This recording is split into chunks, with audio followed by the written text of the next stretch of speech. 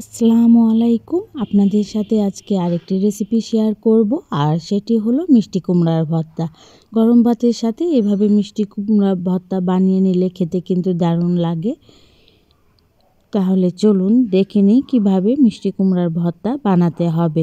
মিষ্টি কুমড়ার ভর্তা বানানোর জন্য যে উপকরণটি লাগছে, মিষ্টি কুমড়া দেখতেই পাচ্ছেন। মিষ্টি কুমড়াগুলোকে পাতলা করে কেটে নিয়েছি। এখন মিষ্টি কুমড়াগুলো কড়াইয়ে দিয়ে ভেজে নিব। আপনারা চাইলে সিদ্ধ করেও করতে পারেন, কিন্তু এভাবে করে নিলে খেতে দারুণ লাগে কিন্তু। এখন মিষ্টি কুমড়াগুলো সব দেওয়া হয়ে গেছে। এখন দিয়ে দিলাম লবণ, হলুদ গুঁড়া আর সামান্য পরিমাণে তেল। এই তেল দিয়ে ভেজে নিব, আর মিষ্টি কুমড়া থেকে হালকা পানি বের হবে। নেড়ে দিলাম। নেড়ে দেওয়ার পরে এখন ঢেকে দিব। দেখতেই পাচ্ছেন মিষ্টি কুমড়া থেকে মোটামুটি পানি বেরিয়েছে এবং মিষ্টি কুমড়াগুলো হালকা সিদ্ধ হয়ে গেছে। নেড়ে দিচ্ছি দুই পাশ ভালোভাবে।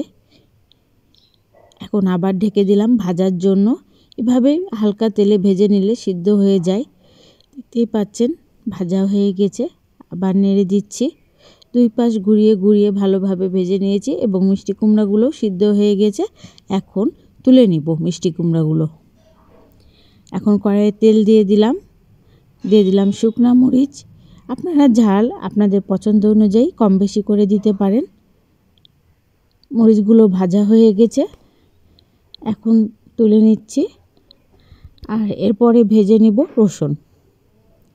এখানে আমি কয়েকটা রসুনের কোয়া দিয়ে ভেজে নিব। রসুনের কোয়া দিয়ে দিলাম, দিয়ে ভেজে নিচ্ছি।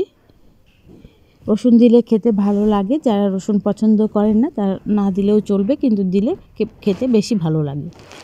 রসুন ভাজা হয়ে গেছে, তুলে নিলাম। আর এই তেলেই দিয়ে দিব পেঁয়াজগুলো একদম হালকা সফট করে ভেজে নিব।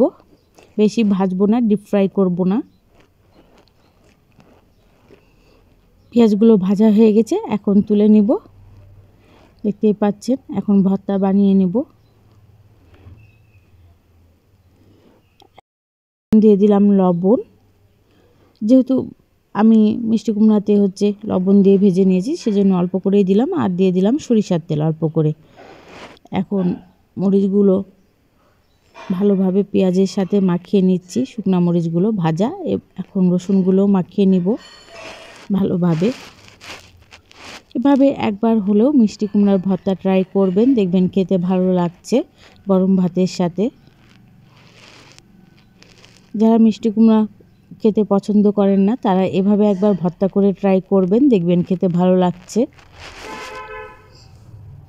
সবগুলো ভালোভাবে মাখানো হয়ে গেছে। এখন মিষ্টি কুমড়া দিয়ে ভালোভাবে মাখিয়ে নিচ্ছি।